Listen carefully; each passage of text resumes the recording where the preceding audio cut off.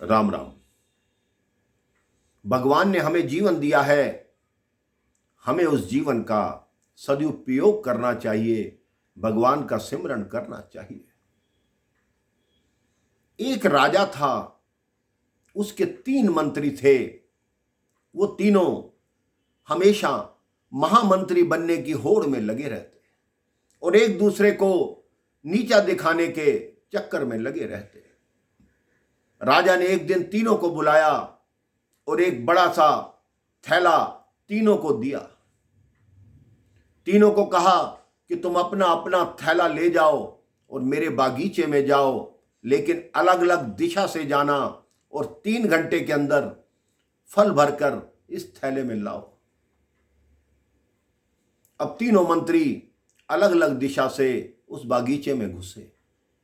जो पहला मंत्री था वो बहुत ईमानदार था, सच्चा था। वह जाते ही वृक्षों पर चढ़ने लगा और जितने अच्छे और पके ताजे फल थे वो तोड़ तोड़ कर अपने थैले में डालने लगा।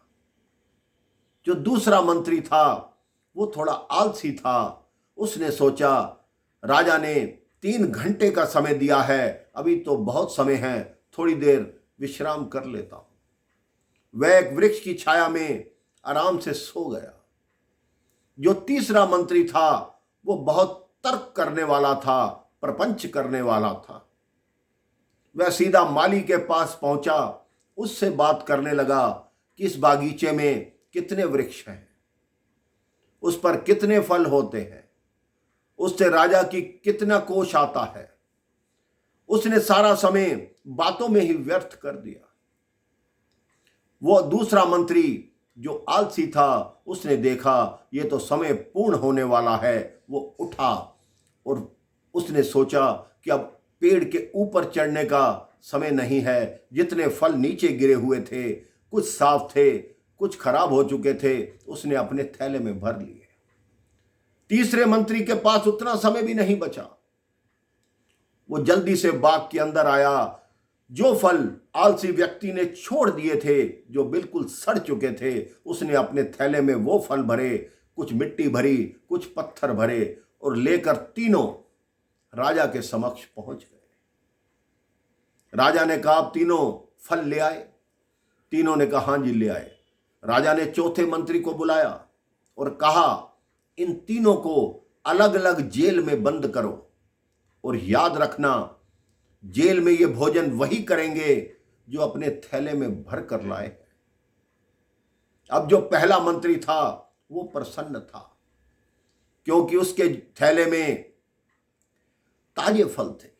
वो 2 फल सुबह खाता, 2 शाम को खाता। उसके कई दिन इसी में निकलने लगे। दूसरा मंत्री था जो आलसी था, उसने कुछ फल ठीक चुने थे, कुछ सड़े हुए थे। अब जो ठीक फल भी थे, जब सड़े हुए की संगत में आए तो वो भी खराब होना शुरू हो गए। 2-3 दिन उसका गुजारा चल गया, लेकिन उसके बाद वो बीमार पड़ गया। उसका पेट सड़े हुए फल खाकर खराब हो गया। तीसरा मंत्री जो बिल्कुल सड़े हुए फल लाया था और बाकी मिट्टी और पत्थर भर कर लाया था, उसने एक दिन उन सड़े हुए फलों से गुजारा किया। दूसरे दिन उसके पास खाने के लिए कुछ भी नहीं था। दूसरे दिन वो भूख से व्याकुल हो गया और आवाज लगाने लगा कि मैं भूख से मर जाऊंगा, मुझे कुछ खाने को दो, मुझे कुछ खाने को दो। आप ये सोचिए कि ये संसार एक बगीचा है। भगवान ने हमें 100 साल का थैला देकर भेजा है। अगर हम अच्छे कर्मों के फल उसमें भरेंगे तो आपका जीवन अच्छा होगा। अगर हम आलस्य करेंगे, प्रमाद करेंगे, तो आप कुछ टाइम सुखी रहेंगे, लेकिन उसके बाद दुख ही दुख है। लेकिन अगर आप तर्क और प्रपंच में पड़ेंगे, भगवान की तरफ ध्यान ही नहीं देंगे, तो आपका जीवन बीमारियों में ही जाएगा। आपके किए हुए पुण्य फल रूपी आपको फल देते हैं, हमेशा आपको सुखी रखते हैं। आपका कोई भी पुण्य व्यर्थ नहीं जाता। आपके किए हुए पाप आपको हमेशा दुख देते हैं, चाहे किसी को ज्ञात ना हो, कि आपने पाप किया है, लेकिन आपका मन सदैव जानता है कि आपने ये पाप किया है, आपने ये दुष्कर्म किया है।